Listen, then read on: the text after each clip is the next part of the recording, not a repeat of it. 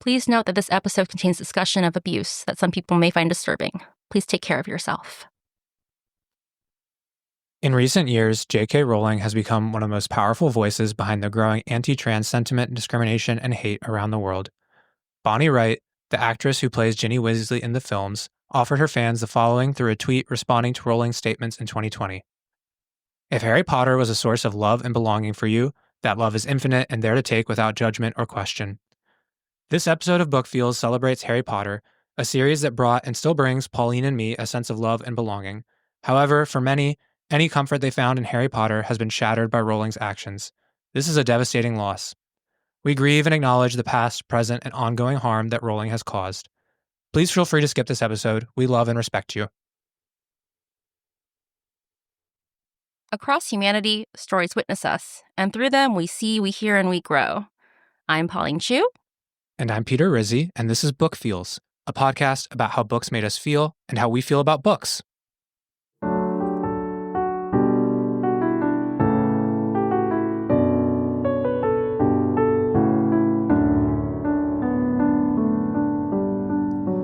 So today we're talking about Harry Potter and the Sorcerer's Stone, also called Harry Potter and the Philosopher's Stone if you're British. This book was published by J.K. Rowling in 1997 as her debut novel. It is the first of 7 in a fantasy series that follows the titular character, Harry Potter. Harry's a young orphan living a miserable life with his mother's sister, Aunt Petunia, when he mysteriously receives a letter of acceptance from Hogwarts, a school for wizards and witches. He quickly learns there's a whole world of magic he came from and didn't know about, and very oddly, everyone seems to know who he is. So some of the things we'll talk about, because this book is huge, we're not going to talk about everything, will include what happened to Harry's parents, as well as his dynamic with the family he lives with, his relationships with his mentors, Dumbledore and Hagrid, his friendships with Neville, Ron, and Hermione, and of course, Harry's heroic deeds. We do jump around quite a bit. Book Feels is not a chronological podcast, and we also make references to scenes from other books in the series because we don't really give a shit about spoilers, so be warned. So, Peter, I know you and I both have a pretty special relationship with this book, but do you want to tell me more about your history with this book? I can't actually remember if I watched the movies and I was inspired to read the books. I feel like it might have been that way around because by the time that I was getting of reading age, these movies were being produced and made. Right. But I definitely remember as I grew older, they were still making, the later movies, the 5th and 6th and 7th, and it was always so exciting to go and see them in the theaters. Mm-hmm. The books, I read them when I was young and I've come back to them time and time again. They've always brought me a lot of comfort, a lot of just true escapism. Right.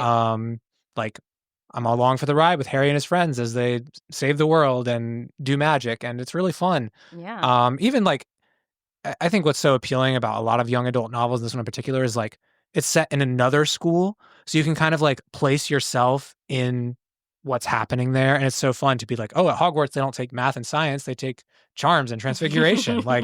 And for me that really connects. So yeah, I've always loved Harry Potter. If I'm ever just needing a hit of joy and a little bit of escapism, it's definitely something I'll come back to. I can even remember on a summer home from college, just binging the books when I was at my family's house over break or something. My dad just coming in at one point and being like, "Man, you're obsessed." I was just not putting the books down as a 19 or 20-year-old. Yeah. Actually, I feel like in the beginning of our friendship, or maybe that we'd been friends for a year or something, I remember you being like, "Pauline, I've started rereading Harry Potter." That feels accurate. I don't doubt that. And this was only a couple of years ago. And I just remember being just really happy for you. Oh. Because I love Harry Potter. Because you love them too, yeah. And I totally get what you mean. It's really fun and comforting to read because these characters are so sweet and the magic it's just really imaginative. But also the writing is pretty good. It's really well written and well thought out.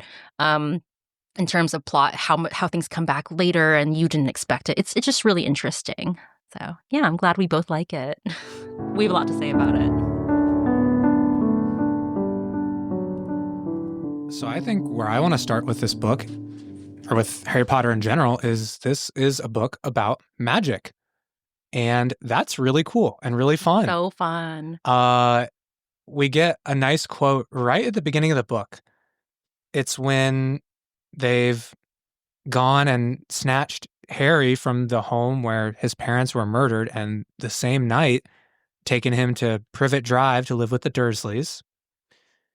And they're describing the sorts of folks who are on Privet Drive to deliver Harry. And this is the quote: "Nothing like this man had ever been seen on Privet Drive. He was tall, thin, and very old, judging by the silver of his hair and beard, which were both long enough to tuck into his belt. He was wearing long robes, a purple cloak that swept the ground, and high-heeled, buckled boots. His blue eyes were light, bright, and sparkling behind half-moon spectacles, and his nose was very long and crooked, as though it had been broken at least twice. This man's name was Albus Dumbledore." And how fun is that? Just this image of, a little small town English countryside, wherever we are, Dumbledore with his long purple coat cloak, beard that could tuck into his belt, and high-heeled buckled boots. I know. It's just so magical and so fun. So fun. And it's like, it's not even just him. He's this really outlandish, fantastical looking character. What a great intro. And then there's his colleague, Professor McGonagall, who's a cat. Like, what? It's amazing. That's how it starts. It's so fun. It really pulls us in. Yeah. And also, you mentioned that Harry has been taken from his home where his parents were murdered as extremely gruesome. There's like some gruesome stuff that happens in this book, but it's dressed up in such a magical way. And this story couldn't be told the same way without magic. Yeah, it's so whimsical. It's so fun. It really captures everything that I think children love, and really helps them. I think it fuels their imagination. It makes them believe in magic. I know you mentioned that you... Yeah, when I was 11 years old, I was like, am I going to get my letter from Hogwarts? So sweet. Going to give me my school supplies and tell me to go to Diagon Alley? I mean, I guess in America, the wizarding school would be different. We don't really know what it is. I don't know. It would probably be like an like it would be in Connecticut. Exactly, yeah. That kind of makes me cringe to think about now. It kind of takes away some of the magic. Yeah. But, the Britishness is magical as well. No, it pulls you in as a kid or even as an adult. I mean, we both really enjoyed reading this book again. Yeah, I think that it's not even just that it's magical, even though it is, and it's so whimsical, but also there's a coziness to it. Yeah. For me, it's one of my comfort reads. I read the series, out of order-ish, like basically every year. Like I don't necessarily read every single page, but there's some passages that are so cozy to me and just make me feel warm. The British sense of humor, Can you say more about that? The British sense of humor for an American boy over here? I think it's so dry and the words that they use, like, I don't know, words like snog or I don't Yeah, it's funny. It is. It's just like so fun, or like bogies. Like I think that's so fun. It almost adds to the magic of it for like us American kids who don't really know much at that age about British slang and British humor. Totally. Like there's an invented language in Harry Potter, and then there's also British slang. And as a child, you don't know what's what. So it's just a bunch of fun, So. There's another quote that really makes me laugh about the magical nature of it. It's when they're getting to Hogwarts and kind of exploring around for the first time. And there's this sentence: "Then there were doors that wouldn't open unless you asked politely or tickled them in exactly the right place, and doors that weren't really doors at all, but solid walls just pretending." It's just so fun and so cute. That, to me, you asked for an example of British humor. I feel like that's quite British. It is. Yeah, I get that. You wanted to talk about authority figures in this book, particularly good ones, in the wake of, Harry losing his parents. Yeah, I mean, I think that something that we cover a lot in this podcast is trauma and trauma backgrounds. And unfortunately, a lot of that is because of poor parenting or absent parenting. And that, children are kind of left behind and they grow up in a really traumatized and lonely way. And not to say that Harry doesn't grow up lonely, but this is one of the few books that we'll cover probably that have examples of good authority figures, even good parental figures. So obviously there is Harry's parents who, his mother sacrifices herself to protect him, and the power of her love protects him for the rest of his life, essentially. And it's so powerful when Harry kind of learns that for the first time, because here he is growing up with the Dursleys where, he thinks he doesn't know he's a wizard. He thinks his parents died in a car accident. He knows nothing about them. The Dursleys don't tell him anything about them. Right. And within the course of a year at Hogwarts, he learns that uh, he's famous for having survived, the dark wizard Voldemort who killed his parents, that his parents were killed by this dark wizard. And then in the end of the book, that the reason Harry survived is because his mom sacrificed herself. There's this really touching kind of couple chapters in the book where Harry finds this mirror of Erised, which is desire backwards. So fun. So fun. And yeah, this magic mirror shows the person looking at the mirror what they most desire. And Harry, for the course of 3 or 4 nights, sneaks out of his room with his invisibility cloak and goes and sits in front of this mirror and just looks at images of his parents and his even his grandparents, his whole family surrounding him, this kid who has no family. And so yes, as you alluded to, like, absence of Harry's parents here does not necessarily mean that there wasn't tremendous love Yeah. that sticks with Harry. Yeah, I mean, I think that even at the end of the book, Dumbledore says that he says this about Harry's mother's love for him, that your mother died to save you. If there's one thing Voldemort can't understand, it is love. He didn't realize that love, as powerful as your mother's for you, leaves its own mark, not a scar, no visible sign. To have been loved so deeply, even though the person who loved us is gone, will give us some protection forever. I just think that's such a good message, that that's what parents have for their children. They have this deep, deep love. And yes, it can lead to sadness, like the scene of the Mirror of Erised, which is heartbreaking because, Harry himself feels this like really deep and terrible ache that's probably been there forever of loss. But that ache is tied directly to the depth of love of from his parents, particularly his mother in this chapter. It's really beautiful and touching. And as you allude to, it doesn't mean that Harry is going to be without suffering for having lost his parents. As we get into the later books, Harry's really going through it. There's a lot more emotional complexity, but it is nice to pick up this first book and just see Harry in a moment where he's kind of discovering things for the first time. Yeah. I think that part of what contributes to the coziness, and I think these characters do become more complex later on in the series, so they're not quite as lovely and cozy as they are in this first book. But I want to talk about Dumbledore first. He's somebody who wants to take care of Harry and also wants to help him grow and develop, which is exactly what a good authority figure should do. They should give you the right boundaries, parameters to be safe, particularly if you're a child, but they should also give you room to grow and to challenge yourself if you want to, which is what Dumbledore does when he gives Harry his father's invisibility cloak and then also kind of lets him face Voldemort in a way. Yeah, Dumbledore is there for Harry in a special way when he's coming into so much about himself, that he's this famous person among the wizarding world. He's beginning his life at Hogwarts. And I think the person who's there for him even more than Dumbledore is Hagrid. Right. And that relationship really touches me.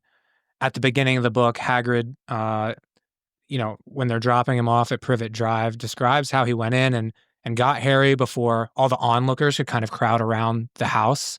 And is the one who's really torn up when they are like, okay, we have to leave him here. Yeah, he cries. He cries, and it's really hard for Hagrid to leave him at that doorstep. And Hagrid's there throughout the book. Hagrid's the one who comes and delivers Harry his Hogwarts invitation when, all the mail letters are getting stolen by the Dursleys. Right. He's the one who takes him to Diagon Alley. He's the one who tells him when Harry's feeling all nervous, like buying his school supplies, that, it's going to be okay. There's this great quote that I won't go and search right now, but it's just Hagrid just really being there for Harry in a very teenager coming of age sort of way. And just be yourself. Like, everything's going to be okay. You're enough. You're going to be a great wizard. And that's what Harry really needs. And Hagrid provides it. Yeah, I think also what's key here is, and I would say this for both Dumbledore and Hagrid, is that they have a continuous relationship with Harry. Hagrid in particular invites Harry to tea, and then he just kind of keeps inviting Harry around. He trusts Harry. In the beginning, when you mentioned that he is the one who rescues Harry, or not rescues, but gets Harry from the house and brings him to the Dursleys, he kisses Harry goodbye, which is just what a sweetheart. Very tender. Yeah, exactly. There's a tenderness in his masculinity.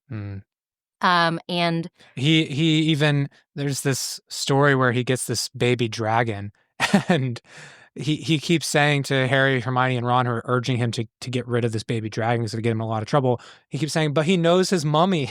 aw. And yeah, there's like this maternal Yeah, instinct like it's inside funny of that he Hagrid. refers to himself as a mom and not a Right, right. dad. Yeah, and he just has this like love for living creatures in general. He just has this respect for living creatures. Like he's just a ball of love. Hmm. And we learn later Hagrid has like kind of a sad backstory. But in this first book, he's just really sweet. He really is. Yeah. Do you have anyone like that in your life? Like who you I don't know, I guess we've talked about that we like really felt left behind, but by like authority figures in general. But is there anybody who gave you something similar, like guidance and hope and love? Yeah, I think the best answer is like teachers I Yeah. had over the years, a particular writing teacher who I'll never forget. Just yeah, really helped me develop an interest in writing and being creative. Really gave me a lot of validation surrounding the work I was putting in. Yeah, I always think about her when I think about it was the same time, like 7th grade, so 13, however Oh, old. yeah, that's a good What important about time. you? Not really, unfortunately. Like I had teachers who I liked and who liked me, but nobody who I felt like cared for by. But my mom has a sister who lives in Quebec, and I met her husband, who's my uncle, a long time ago. Not when I was a kid necessarily, but maybe when I was in my 20s. And I hung out with him, and we went to cafes together and talked about philosophy. He's an artist as well. He like paints with watercolor. I remember telling him like, "Oh, I don't like watercolor because like it feels like you can't fix your mistakes." And he looked at me so gently and was like, I think with age you'll come to accept mistakes. And it was just like this beautiful moment. That is really beautiful. And I just remember thinking like, I wish I knew you when I was younger. I see him with his grandchildren. He's exactly like that with his grandchildren. He's such a force of like goodness and guidance and gentleness. I wish you had that when you were younger too, and I can still hear how even in your 20s that was Yeah. impactful for you. Yeah, I was very glad to meet him. And he's one of the few people in my extended family who have been able to talk about the things that I like poetry and art and things like Yeah, that. what fun to have a personal relationship with an older relative like that where you can go deeper. Yeah, definitely. So, unfortunately, Peter, we cannot stay in this kind of like coziness But of we good love authority Hagrid. figures. We love We love all of Dumbledore. it. Well, maybe you don't Yeah. like Dumbledore, but I like Dumbledore. And we could talk about Molly because we're grasping at straws to stay in the niceness of That's Harry Molly Potter. Weasley. Yeah. Yeah. But we have to talk about the trauma because it wouldn't be book feels without getting into trauma. I really wouldn't. It's just simply the way it is. Yeah. I think this story can really start with Harry's first kind of known environment. He doesn't remember living with his parents in Godric's Hollow. He remembers growing up with the Dursleys. And the Dursleys are awful to Harry. He's basically a slave. Yeah, they really abuse him. Oh, yeah. He lives in a cupboard under the stairs with spiders. He doesn't get new clothes. He gets, a fraction of what Dudley gets to eat. Dudley's their they child. starve him. Yeah. And they berate him. Yeah. It's like physical, emotional, verbal abuse. It's really bad. And we get a little peek behind the curtains as to where this originated. It's early in the book. It's when Harry finally figures out he's a wizard. It's when Hagrid comes and visits them. And Harry confronts Petunia Dursley and says, how could you, or maybe it's Hagrid, he says, how could you have kept this from Harry? How could you not let him know who he was? And Petunia says something along the lines of like, everyone in my family thought my sister, Harry's mom, was so special when she got her Hogwarts letter, but I saw her for what she really was, a freak. And it reveals this deep sibling rivalry that stemmed from Petunia, being normal, her sister being a witch, and subsequently getting more attention, more praise from parents at a, 11 or 12-year-old age, a really pivotal time for kids. And this has stayed with her. And her way of kind of coping with the difference in their treatment is to say that, she was a freak. Her sister was a freak. and that's put onto Harry. Yeah, sins of the father and all that. I think that that really shows the generational nature of abuse and trauma, because I think that even something as innocuous as praising your child, one child, for being spectacular in some way and not really giving the same type of attention to the other child, it might feel innocuous to the parent who's doing that, and they might not understand the effect, but it warped Aunt Petunia's mind. And I never expected to feel sympathy for her, especially reading this first book where, like, she's not in a lot of scenes and she's super mean. She's so mean. But this meanness stems from an incredibly hurt inner child, which sounds a little cheesy to say, but it's true. And I think that child is the one who's like hitting Harry with a stick, basically. And we'll talk about this in a bit, but Harry doesn't seem to like pick that up, thank God. But it's very understandable why his aunt would treat him a certain way, because when she looks at him, she sees her sister. Harry holds so much that isn't his because his parents died, No. and because he's this famous wizard and they can't help him learn about that. Right. Yeah. I mean, speaking of trauma, like I think the original thing that probably is a defining moment in his life is what happened when he was 1 year old, when his parents were killed. There's this quote that I think really sums it up well. It's over Christmas, Harry and Ron end up staying at Hogwarts when a lot of their peers go home to their families over Christmas. And after Christmas dinner, this is Harry thinking, Ron, full of turkey and cake and with nothing mysterious to bother him, fell asleep almost as soon as he'd drawn the curtains of his four-poster. Harry leaned over the side of his own bed and pulled the cloak out from under it. So he's seeing Ron, who kind of grew up in this poor but safe and loved environment with both parents and lots of siblings. And Ron has his soft spots, especially like with he feels like he has to live up to his older brothers, feels like he's been looked over as one of the younger ones. Right. And Harry's like, just says this thing, there's nothing mysterious to bother him, where Harry always has something mysterious bother him. I mean, he has throughout the books, scar pain, intense dreams, because of the original trauma. Yeah, and I think even the thoughts that are swirling in his mind in that passage you just read are related to receiving an anonymous Christmas gift, which is his father's invisibility cloak. And he realizes at that moment he's never had anything that belonged to his parents. And again, that's the original trauma.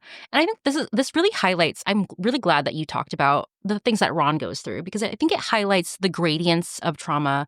And I think that that's important to talk about, that pain and suffering are valid across the board. But we must acknowledge that there are degrees of suffering, and having your parents murdered is a very intense degree. And a lot of what Harry thinks about and goes through, these moments when he's troubled in the book, it does eventually tie back to his parents. And he feels isolated through a lot of them. I mean, in the later books, we get, friendship breakup between Harry and Ron. And, because there's not many people who can understand what Harry went through. Harry is alone through a lot of this, through being, the only Potter living with the Dursleys and being very, abused and shamed. And not being allowed to hear about his parents or talk about his parents. Not being able to hear about them, going through all the stuff he goes through, not only in the first book, throughout the rest of them. There's a lot of isolation. Yeah, that really reminds me of one of my favorite lines in the seventh book. I can't remember it verbatim, but when Professor Lupin tries to join Harry and his friends on his search for the Horcruxes, and Harry yells at him and says, like, go back to your baby, go back to your wife, Wow. And later, like, Hermione and Harry, like, and Ron are trying to, like, calm Harry down, and Harry's like, parents shouldn't leave their kids unless they have to. And you can just see the trauma there, that, like, that this is a pain that he will carry forever. There's another quote that really speaks to, Harry just going through it, Harry's isolation. It's when they're going through their exams at the end of their first year. In years to come, Harry would never quite remember how he had managed to get through his exams when he half expected Voldemort to come bursting through the door at any moment. And he keeps like having library study sessions with Ron and Hermione, and they're asking him, Harry, why aren't you studying? Harry, aren't you worried about your charms exam? And Harry's like, we're all going to die. Like, He Oh my alone has to carry this God. burden of encountering Voldemort in the Forbidden Forest, Mm-hmm. knowing the destruction he's capable of because the Mm. destruction he um, reaped on his family, Yeah. and the people around him are just kind of not as attuned to that as he is. Yeah, And they're having kind of stress that is a normal type of stress, like stress around exams, stress around maybe performance. That is, like, I think normal for development for children. Harry's worried for his life, which is not normal for a child's development. but I think it's something that we both relate to Oh, is yeah. being among other people feeling, like you said, kind of normal stress, Mhm. acute stress over something, and kind of holding something really heavily within ourselves. Yeah. Something that, that really, I'll share a little bit about my own history, um, because you're right, I do really relate to having something really massive happening, and not being able to say anything, having to pretend that I'm a normal kid and everybody else is just kind of also just like doing kid stuff, thinking about kid stuff. I've mentioned this in the past podcast that I have experience with sexual abuse as a child, and I had been carrying that around my whole life, obviously, but particularly as a child, I didn't exactly understand what happened to me. And I became more aware of it as a middle schooler, but I had no one to talk to about it. My family is also really big on secrets, and they weren't exactly safe people for me to talk to about anything, really. So I kept it to myself, and all around me, I don't know, I was maybe 11 or 12 when I started realizing, like, oh my God, something really wrong happened to me. And all around me, my friends were worried about, I think, like, normal, like, middle school girl things. Like, they're worried about their periods, about bras, about being embarrassing around boys, like, Yeah. things that do make you cringe as a Hmm. as a middle schooler. Like, I definitely have a tampon story that's like so cringy in from 7th grade, but like, and those things do stick with you. They are memories, but I think I was dealing with something next level, so, like, unspeakable even to me, and still kind of, like, killing it, like, Harry does well on his Yeah. exams. Like, that was exactly my Yeah. experience, like, just kind of, like, going through life, not really aware of life and not really present and doing okay, but also I have all my energies holding back this really wrong thing that's in the back of my brain. Yeah. It shows why these books were so big for us Yeah. when they both give an outlet to make things a little bit lighter and offer a way to connect with deeper things going on inside. Mhm. Yeah, I think also the quote you read is fantastic because it does an amazing job at being humorous and kind of like a light touch. Yeah. But like, the content itself is traumatic and a little intense, and it's good that you called it out because I totally glossed over Mhm. it when I first read it. With all that Harry goes through and is holding, it's so remarkable just how wonderful of a 12-year-old he is, how brave, how courageous. He's gonna grow up to save the world. So that's pretty cool. But, in the first book, it's not quite that big, but we still just see so many instances where he has developed just such a care for other people because of the losses and suffering he's endured. Yeah, it's so sweet. I have such an attachment to Harry for that reason. And I'd actually love to read a quote, Peter. All right, so in this scene, Neville is coming into the Gryffindor common room, and he kind of trips in because Draco Malfoy kind of put a hex on him of some kind. And he's very upset. Everyone laughs. And at this point, Hermione asks, "What happened?" leading him over to sit with Harry and Ron. "Malfoy," said Neville shakily. "I met him outside the library. He said he'd been looking for somebody to practice that on." "Go to Professor McGonagall," Hermione urged Neville. "Report him." Neville shook his head. "I don't want more trouble," he mumbled. "You've got to stand up to him," Neville said. Ron. He's used to walking all over people, but that's no reason to lie down in front of him and make it easier." "There's no need to tell me I'm not brave enough to be in Gryffindor. Malfoy's already done that," Neville choked out. This is the part I love. Harry felt in the pocket of his robes and pulled out a chocolate frog, the very last one from the box Hermione had given him from Christmas. He gave to Neville, who looked as though he might cry. "You're worth 12 of Malfoy," Harry said. "The Sorting Hat chose you for Gryffindor, didn't it? And where's Malfoy? In stinkin' Slytherin." It's so perfect. I mean, Neville's going through it. He just got, bullied by Malfoy, and Ron and Hermione are kind of trying to help, but kind of just piling on, telling him, not really connecting with how he's feeling and just being like, you need to go tell on him. You need to do this. Yeah, they're in problem-fixing mode. Totally. And Harry just pulls out a chocolate frog and he's like, "You're worth 12 of Malfoy." He's in freaking Slytherin. He gives him chocolate, which, by the way, is the secret to my heart. Oh, yeah. And then, mine too. And then gives him praise. So What a sweet. sweet kid. Yeah, and I think that really is a marker of how compassionate and empathetic Harry is, and actually how intuitive he is with what to do when someone's suffering. And I think it's something we both know too. Yeah. Is when you've gone through it, you can identify and connect with other people who are going through it and offer something really special to them. I mean, I'm pursuing a career in counseling psychology. Right. We're both very just attuned, empathetic people. It really comes out in our relationships, in our relationship with each other. It's we know how to see through to the core of people, how to offer help, how to be there. Yeah. And Harry knows how to do that too. Yeah, I think it's actually kind of our superpower. As much as I resent how I got this superpower, because it did come through a lot of suffering. And I think if I hadn't suffered, I'm sure I'd still be a kind person, but maybe I wouldn't be as wise as I am now. And I wouldn't be as, there's a reason why I'm the kind of the emotional go-to for a lot of my friends, because I know how to see them. Yep. I think that's really hard. That's a skill that people develop later in life. I think that's why you often see people who are older who are able to see a situation for what it is and get to the heart of it and say something really wise and kind to the person they're talking to who's upset. And, you and I have had that ability from a really early age, unfortunately, in a lot of ways, because it was a coping mechanism.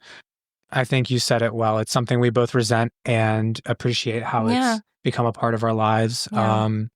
And I do think that when applied judiciously, like the way you are with your, your training to be some sort of social worker, counselor, something in that vein, and you're going to use your superpower judiciously. And likewise, I'm also going to use this in a way that isn't harming me, because I think that the thing is that we do develop these superpowers and they eventually do harm us if we don't know how to be discerning when we use them. Be too giving. Yeah. And I have an idea of, what I'll do with it eventually. Maybe I'll tell it on this podcast someday. But it is something that I hate saying this, but I am grateful for it, I guess. Yeah. It makes us who we are. We would not be the same people without. Yeah, I thought about that. Yeah, I've thought about what would happen if I had the ability to erase every bad thing that's ever happened to me. And I realized I wouldn't know who I would be. No, you wouldn't be you. I wouldn't be me. And we'd still be awesome, wonderful people. I think, sure. Maybe. It would, well, it would be remiss to think that the things that we longed for that we didn't get, if we had gotten them, we would not be better off for it. Yeah.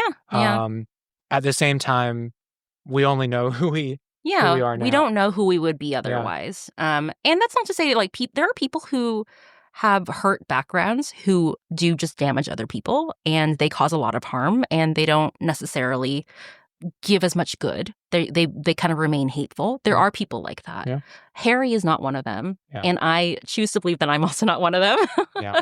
And I don't think you are either. And I think that actually we actively try to give more good to the world because of what we know the alternative. It's a choice in creating this podcast. And putting ourselves out there and trying something that speaks to us and that maybe speaks to one other person out there. Who knows? Yeah, hopefully. Yeah, I think that what I love about this book is how hopeful it is, particularly for people who maybe did suffer. Like, obviously, it is almost absurd, the level of abuse Harry's gone through. It's very weirdly British. British books just tend to have really awful. Yeah, they always have like a horrid stepmother or like an evil uncle or something. What happened to you, Britain? Do you want to tell us about it? Write in. Tell us, Britain. But yeah, I think that it's so hopeful because the book demonstrates that someone like Harry is capable of making really healthy decisions. Like, he's capable of building healthy relationships, for example. He is. I can pull up a quote for that one. Harry realizes what he needs to do towards the end of the book. He finds out that Dumbledore has been whisked away to the Ministry of Magic.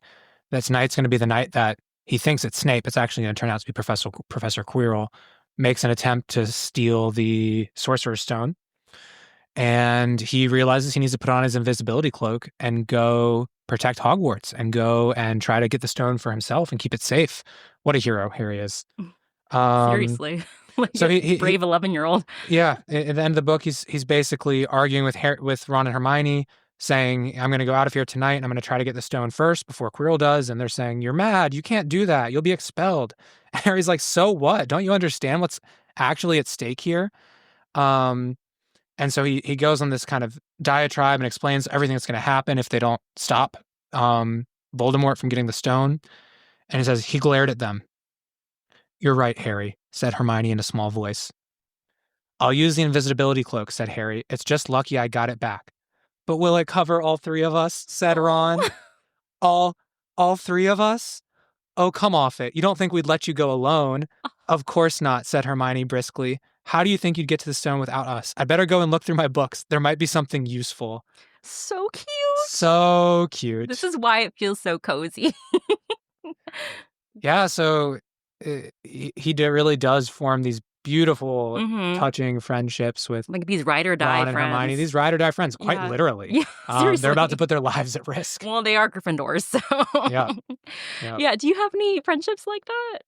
I do. I have really strong friendships. You know, it's interesting in that with the dynamic between Harry and Ron and Hermione is a lot of like Ron and Hermione don't really get Harry, Yeah. but they're still there for him. Yeah. I don't know that I've had that. The people who have been there for me, like you, like my other close friends, kind of get each other in a similar way. I totally get that. So I think that's part of almost the magic of it is like Ron and Hermione have no idea what Harry is going through internally, what he's been through literally with his parents dying and growing up. They abused. cannot conceive of it because they're so young. No, and they both had just relatively healthy, loving childhoods. And so that's the really special piece to me is like they just love Harry so much. You know, actually, I do have a friend like that now that I'm thinking about it. My best friend from childhood, who I've talked about on this podcast, she's never really understood me. She still doesn't super understand me, and I don't really understand her completely because we grew up really differently. But I remember I explained to her once why I kind of freaked out at her one time when we were kids, and I was really I think I was actually Harry's age. I was 11 or so, and I was just coming into consciousness about everything that bad that happened to me and was still happening to me. And I was just acting out a lot, and I got in a fight with her, and she didn't understand why. Like, I snapped at her, and we like had a friend breakup for a while. As 11 I was an 11-year-old dude. We're still friends, by the way. Years later, after I, started doing work on myself and understanding what really was going on, I realized that moment where I was acting out on her was directly linked to a trigger. She just stepped on one of my triggers. And so I emailed her this long email of like explaining what happened and telling her that, that it wasn't about her and that I was extremely lonely and abused and that, that moment really hurt. But I also understand that she was a kid and I was a kid and that no one is at fault there. It's just children who existed in different worlds. And she emailed me back saying, Pauline, I never like thought you were weird. I've never thought that about you. And I am glad to know this about you, but also you didn't need to tell me because I love you no matter what. I'll always be there for you. And I have always been there for you. And she has. She's kind of been the constant in my life. And I was really proud to kind of know that and understand that, hey, I made a healthy friendship from the beginning, from a really long time ago.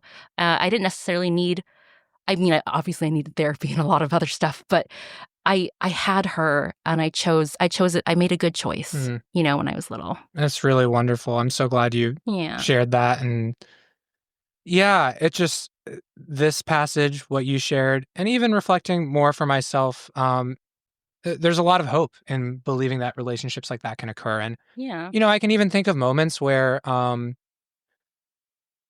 people who haven't truly gotten me Mm-hmm.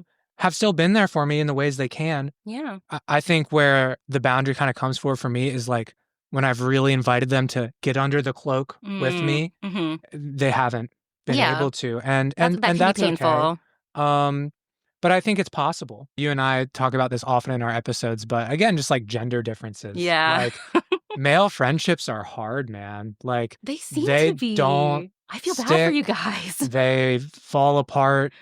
Um, Yeah. so I think female friendships have the opposite problem where they become codependent and like really intense and yeah, like they just I bet. it's like you swallow each other. It's like way too But intense. it's so beautiful that like you and your close friend you've had for so long have been able to, Yeah. have those splits, make repairs, still be a part of each other's Yeah, lives. and our friendship ebbs and flows, but I Yeah. know she's going to be there, and she knows that I'm going to be there. It's sometimes actually I don't know she's going to be there. Like I think my fear of abandonment and my kind of shakiness in general emotionally makes me fear that she'll disappear one day, and she's actually the steady one who says, "No, I'm here.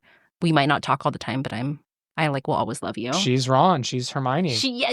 is actually exactly like And Ron. you're Harry Potter, Oh my Pauline. god. You're a wizard, Pauline. Oh, I knew it. I knew You it know all it. along. And I definitely am a Gryffindor. Hell yes.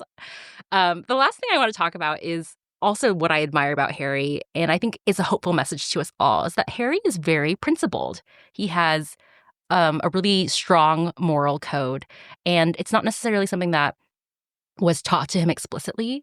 The Dursleys certainly didn't teach him bravery by example or generosity or compassion. They taught Mm. him the exact opposite of that. But he was kind of forged in that, and he became just this really principled and caring person. Right towards the end of the book, where Harry is going through kind of that obstacle course to get to the Sorcerer's Stone, the Philosopher's Stone, if you're British, and he and Hermione and Ron are just battling it out together, trying to get through each of the steps to get to the stone. And Ron is incapacitated by an enchanted chessboard.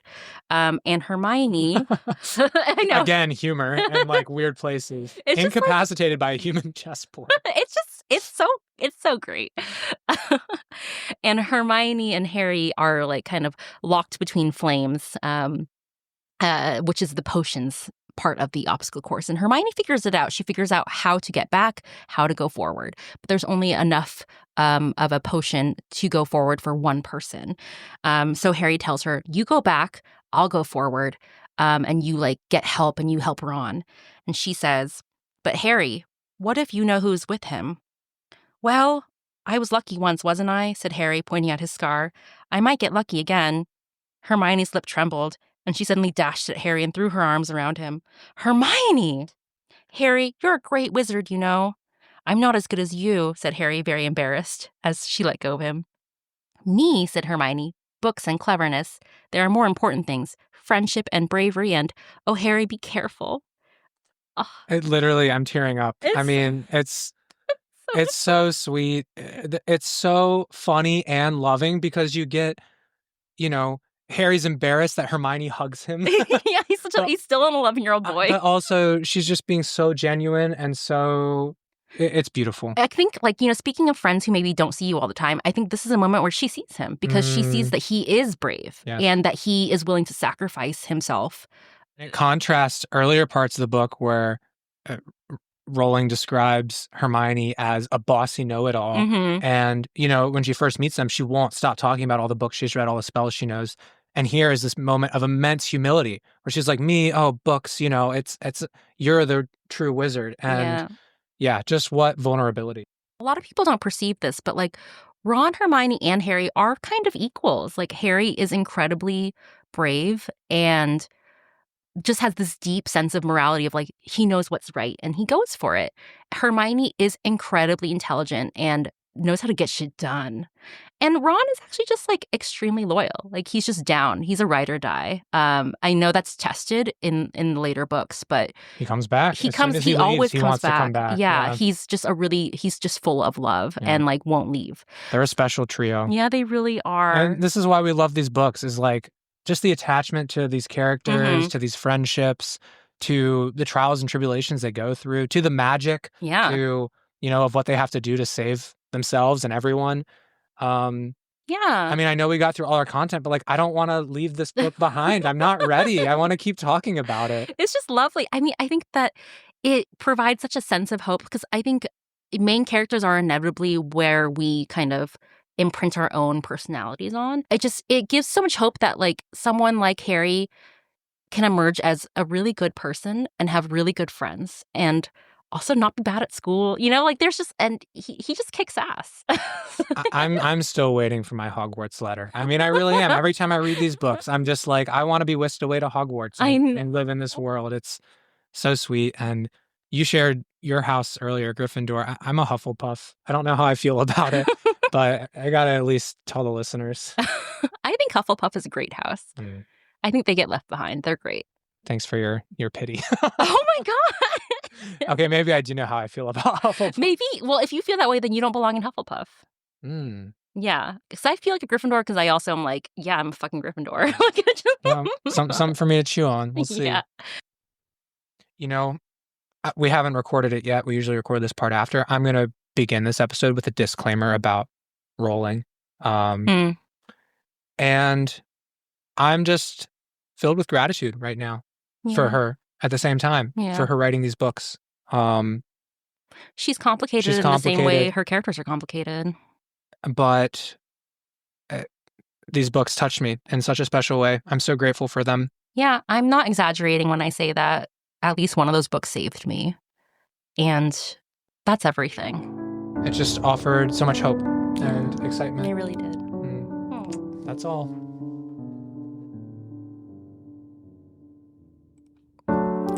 You can find Book Feels wherever you get your podcasts. We'd love to hear from you. You can find us on Instagram at bookfeelspodcast or email us at bookfeelspodcast@gmail.com. Thanks for listening, and we'll catch you next time.